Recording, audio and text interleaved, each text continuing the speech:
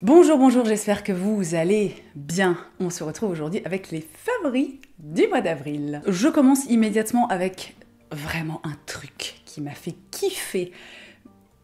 Mais, vous voyez, je n'ai même pas de mots, hein, finalement. Voilà, bon, à un moment, Colline, va falloir trouver des mots parce que ça va pas être très intéressant comme vidéo, sinon je me suis remise à lire pour mon anniversaire, qui était donc le 1er avril. Une de mes amies m'a offert en fait la suite de Ragdoll.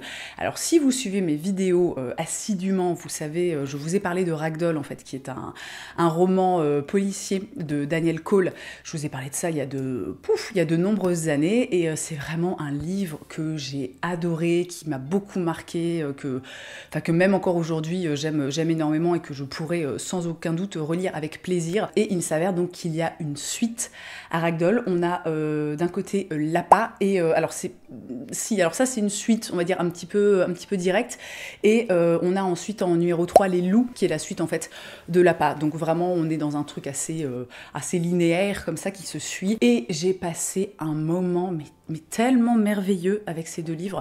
Ça m'a fait dans un premier temps tellement de bien de recommencer à lire, parce que moi j'ai toujours été quelqu'un qui lisait énormément, et c'est vrai que depuis je pense quasiment depuis la naissance de mon fils, je suis pas sûre, donc ces 2 dernières années et demie, d'avoir ouvert un bouquin et d'avoir lu ne serait-ce qu'une page, et vraiment me remettre en fait le nez dans un bouquin. Ça m'a rappelé à quel point ça me faisait du bien, à quel point c'était chouette aussi de prendre ce temps, pas forcément 1 heure, mais je sais pas, parfois 10 minutes par-ci, 20 minutes par là, pour lire et pour se mettre dans une histoire que je trouve moi absolument passionnante. J'ai adoré ces 2 livres, ces 2 histoires. J'ai adoré retrouver les personnages de Ragdoll. C'est vraiment c'est comme finalement regarder une série et tu suis un petit peu leur évolution.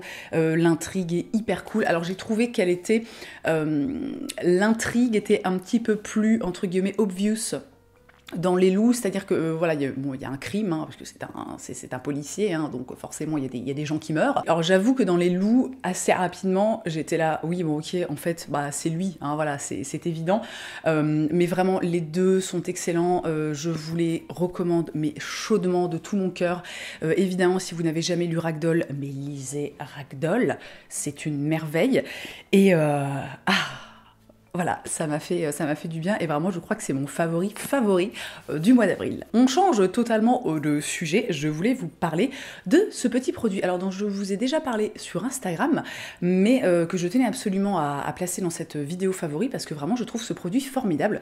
Il s'agit des Self-Tanning Drops, autrement dit des gouttes autobronzantes de la marque Isle of Paradise. C'est en fait un petit sérum autobronzant que l'on ajoute, vous voyez, donc il se présente comme ceci avec une petite pipette, hein, qui a une texture, alors liquide mais néanmoins assez épaisse, légèrement gélatineuse comme ça, et qu'on ajoute en fait tout simplement dans sa crème. Alors moi je fais ça le soir, l'autobronzant, parce que je sais pas pourquoi. Ma fille qui vient de me faire coucou. Qu'est-ce que je disais? Je disais que moi, c'est un truc que j'utilise le soir, et alors je trouve ce produit formidable. Donc moi, j'ai la teinte médium, sachant que ça existe en light. Voilà, il y a plein de produits, hein, chez cette marque, donc je crois que tout est axé autour de l'auto-bronzage. Et je trouve ce truc génial. En fait, je vais vous mettre des photos, j'en avais parlé sur Instagram, parce que là, c'est vrai que ces derniers temps, j'ai pas pensé à le faire. Je vais vous mettre un petit avant-après, histoire que vous voyez un petit peu à quoi ça ressemble. Je trouve que le rendu est hyper naturel, c'est très facile à appliquer en fait comme ça. Alors évidemment, il faut toujours faire un petit peu attention, c'est sûr que si t'étales ta crème de jour avec les gouttes autobronzantes dedans n'importe comment, ça va pas le faire. Mais franchement, j'ai zéro démarcation, enfin zéro trace, je sais pas quoi. En plus, il a une odeur qui est vraiment... c'est une petite odeur très fraîche, un petit peu... alors c'est... Le genre d'odeur, tu dirais, ça sent le concombre. Alors, c'est pas la véritable odeur du concombre, mais un truc vraiment très frais, très aqueux, comme ça sent pas du tout le produit auto-bronzant. Oui, bon, bah alors c'est un peu compliqué, hein. Le produit auto-bronzant, voilà. Et je trouve ce truc génial. Un documentaire dans mes favoris. J'ai regardé au mois d'avril Framing Britney Spears, qui est en fait un documentaire à propos de, comme sans doute, Britney Spears. C'est dispo sur Prime Video et j'ai été complètement, j'ai envie de dire, bouleversifiée par ce reportage. Alors, je vous préviens tout de suite, c'est pas forcément enfin c'est pas un reportage, c'est plutôt un documentaire, on va dire ça comme ça. On n'est vraiment pas dans un truc genre good mood, sympa, tout ça, où tu en ressors avec le sourire. Non, c'est vraiment pas top. Donc c'est un documentaire qui retrace le parcours de Britney Spears et qui s'axe surtout sur, voilà, vous avez sûrement vu passer ce mouvement sur les réseaux sociaux, le hashtag Free Britney, puisque Britney est sous la tutelle de son père depuis maintenant, je sais pas, je crois que ça fait 15 ans, un truc comme ça.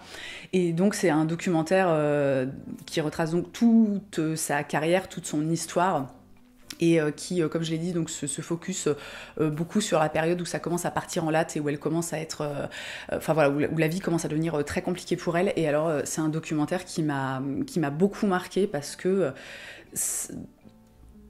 cette pauvre femme, quoi, vraiment, cette pauvre femme, moi j'ai ressenti une empathie pour elle, mais terrible. On assiste, enfin, le fait en fait comment dire, d'avoir tout le background, d'avoir un petit peu tous les tenants et aboutissants de son histoire et de ce qu'elle a traversé, vraiment je trouve que ça donne un regard totalement différent sur cette personne et sur en fait ce qu'elle a vécu et pourquoi certaines choses se sont passées comme ça. Et tu ressors de là et tu te dis oh là là, mais en fait t'as juste envie, tu sais, d'aller sonner chez elle et de lui faire un câlin. J'ai trouvé que le documentaire était très bien foutu, très bien réalisé, il est pas très long. Et bon, encore une fois, c'est pas hyper good mood, mais j'avais envie de vous en parler parce que vraiment, en fait, ça m'a marqué, quoi, au mois d'avril. Next, favori, cet écran solaire. Donc il s'agit du Aloe Soothing Sun Cream de chez Cosrx avec un SPF de 50+, et un PA+++. Le PA, c'est l'équivalent du, si je ne dis pas de bêtises, du PPD en France, donc c'est ce qui vous protège des UVA, si je ne dis pas de conneries. Alors moi, j'ai pendant très longtemps utilisé le même écran solaire qui est le Fressé de chez Skin & Lab, qui est aussi une marque sud-coréenne. Et en fait, le truc est discontinué, c'est-à-dire que tu ne le trouves plus nulle part. Donc je suis en PLS absolu. Et je me suis donc lancée à la recherche d'un nouveau filtre solaire, puisque moi, à partir du printemps jusqu'au début mi-automne, je mets de l'écran solaire quasiment quasi tous les jours en fait. Parce que en fait, même quand je sors pas ou que c'est un petit peu couvert, moi j'ai plein de baies vitrées chez moi, ma maison est exposée sud-est ou un truc comme ça, donc je suis très très exposée aux UV, aux UV hein, tout simplement. Donc moi je protège ma peau hein, pour des questions de santé bien évidemment, mais aussi pour des questions de vieillissement cutané, car a-t-on envie de ressembler à un vieux pruneau à la fin de sa vie, enfin je veux dire de façon plus rapide que ce qu'on pourrait, enfin bon bref vous avez compris. Personnellement non, donc voilà, je me protège du soleil, je vous invite à en faire de même. Et donc loupé. Et donc j'ai découvert ce petit produit, donc c'est grâce évidemment à Sonia, comme vous pouvez vous en douter. C'est vraiment un filtre solaire que je trouve très chouette, qui n'a pas du tout un fini gras ou trop lumineux, contrairement au Skin & Lab, qui lui pour le coup laisse un rendu très très très dewy, voire vraiment tu sais, bac à frites, comme ça, enfin bac à friture, hein. Bon, alors moi personnellement ça ne me dérange pas, surtout quand tu te maquilles par-dessus, etc. Voilà, je trouve la texture de ce produit super. Ce que j'aime bien, c'est qu'en fait au départ il reste un petit peu blanc, donc ça permet de bien voir, enfin de bien vérifier en fait que tu en appliques partout, que tu oublies pas des petites zones, etc. Mais en le massant un tout petit peu, vraiment ça disparaît totalement, ça laisse absolument pas de traces blanches, de trucs comme ça. Ça laisse pas. Alors moi j'en mets, faut savoir que l'écran solaire, faut en mettre une grande quantité, hein. On dit l'équivalent voilà, d'une cuillère à café, ou alors moi ce que je fais en fait c'est que je m'en mets je prends l'équivalent de la longueur de mon index. Bon voilà, il y a plusieurs petites techniques comme ça pour savoir à peu près quelle bonne quantité d'écran solaire appliquer. Celui-ci est super si vous cherchez un écran solaire qui soit chouette, sur lequel on puisse se maquiller, qui laisse pas de rendu gras, de traces blanches, de trucs comme ça. formidable. Dans mes favoris en ce mois d'avril, il y a définitivement et indéniablement les travaux manuels. Si vous me suivez sur Instagram, et alors vraiment si vous ne me suivez pas sur Instagram, allez-y, voilà, suivez-moi sur Instagram parce que je suis très active sur Instagram et je poste plein de choses. Et puis c'est sympa, hein, et plus on est de fous, plus on rit, hein, comme on dit. Donc si vous me suivez sur Instagram, vous avez aperçu sans aucun doute des petits, des petites coulisses comme ça de moi en train de faire de la scie circulaire, de la scie sauteuse, des choses comme ça, puisque je me suis lancée il y a de ça à peu près une semaine dans la fabrication d'un meuble. Alors je ne vais pas rentrer dans les détails du meuble en question puisque bien évidemment j'ai documenté l'entièreté du processus et je peux vous dire qu'il y a vraiment des moments où tu te fends la poire parce que moi je pars quasiment de zéro, hein, si vous voulez, en matière de bricolage et ça a été une expérience mais incroyable. Donc déjà premièrement j'ai un meuble hyper canon donc je suis ravie, mais surtout j'ai passé, ça m'a pris en tout 4 jours et demi, 5 jours où j'ai été vraiment à fond, où je n'ai fait quasiment que ça. Et alors, ça m'a fait tellement de bien d'être on a une espèce d'atelier au fond de notre jardin. Voilà, d'être enfermée là-bas, à réfléchir, à faire des trucs avec mes mains, à apprendre des nouvelles choses. J'ai tellement appris en fait en quelques jours. C'est génial, je trouve ça en fait hyper thérapeutique. C'est aussi, je trouve, vachement... comment dire, tu vois, pour la confiance en soi, pour l'estime de soi, je trouve que c'est hyper cool de se lancer dans un projet comme ça et de se dire, de partir un peu en mode... Tu vois, je suis pas sûre que ça va donner quelque chose de probant et de voir que à force de s'accrocher, donc finalement un petit peu de résilience, d'abnégation, tout ça, et ben tu finis par réussir à faire quelque chose de tes 10 doigts. C'est... Voilà, franchement, ça fait un bien fou. Donc là, je suis vraiment à un stade de ma vie où j'ai envie de fabriquer 1 milliard de choses. Je suis actuellement en train de fabriquer un banc, un petit banc comme ça pour ma terrasse. Alors ça, j'ai pas du tout, je pourrais éventuellement vous montrer au fur et à mesure sur Instagram parce que j'ai pas du tout documenté tout le processus. Voilà, pour le coup, c'est un truc assez simple. Puis je vais pas faire ça à chaque fois que je fabrique quelque chose non plus parce que je pense qu'on n'est pas sorti du bois. Mais je vous invite... Vraiment, et c'est ce que je disais dans un de mes posts Instagram, je vous invite à faire des choses avec vos mains parce que ça fait un bien fou. Moi, j'ai toujours été quelqu'un de très manuel.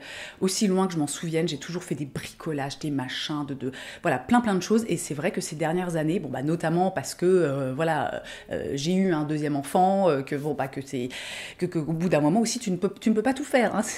C'est pas possible, hein, faut faire des choix.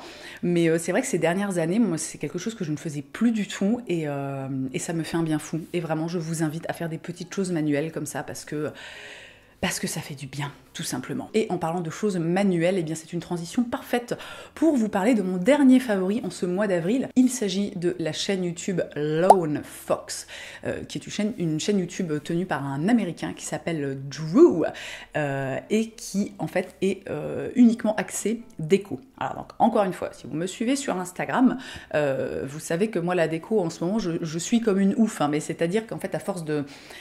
Enfin voilà, je veux dire, tu ne sors plus, tu ne vois plus la beauté du monde. Donc moi vraiment, je suis en mode, on va refaire ce coin. Enfin vraiment, là, je suis comme ça, tu vois, sur la déco. Hein, je suis à donf. Et du coup, la chaîne de Drew, donc Lone Fox, c'est une merveille en matière de déco.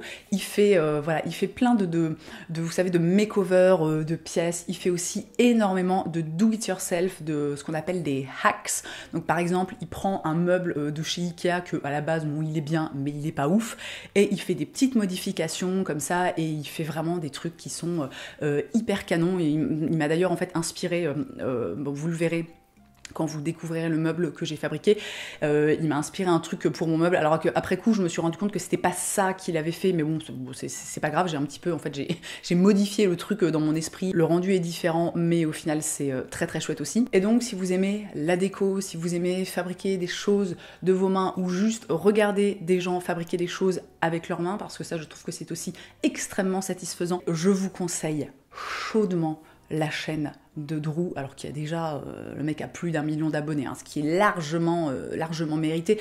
En plus, c'est vraiment... vous verrez, moi, ma vidéo, quand elle sortira, alors c'est complètement à l'arrache, hein, c'est pas une vidéo vraiment visuellement agréable à regarder, mais vraiment, ces vidéos sont hyper cool, enfin, tu vois, ça va droit au but, c'est hyper bien pensé, c'est super bien filmé, c'est super bien expliqué. Alors évidemment, il faut être à l'aise avec l'anglais, mais on reste quand même dans un anglais assez... sur le mec, il parle pas de physique quantique, donc ça reste quand même assez accessible. Si vous avez des bonnes bases en anglais, vous aurez aucun souci à comprendre ce qu'il dit. Évidemment, je vous laisse le lien de sa chaîne YouTube dans la barre d'infos. Et j'ai fait le tour de mes favoris du mois d'avril. As usual, j'espère que cette vidéo vous aura plu, qu'elle vous aura permis de faire de jolies découvertes. Si c'est le cas, n'hésitez pas à me laisser un petit pouce en l'air, n'hésitez pas aussi à vous abonner à cette chaîne YouTube ou encore une fois à me rejoindre sur Instagram, là où je suis la plus active. Dans tous les cas, merci d'avoir passé ce petit moment avec moi. Je vous souhaite une très belle journée, je vous embrasse et je vous dis à la prochaine.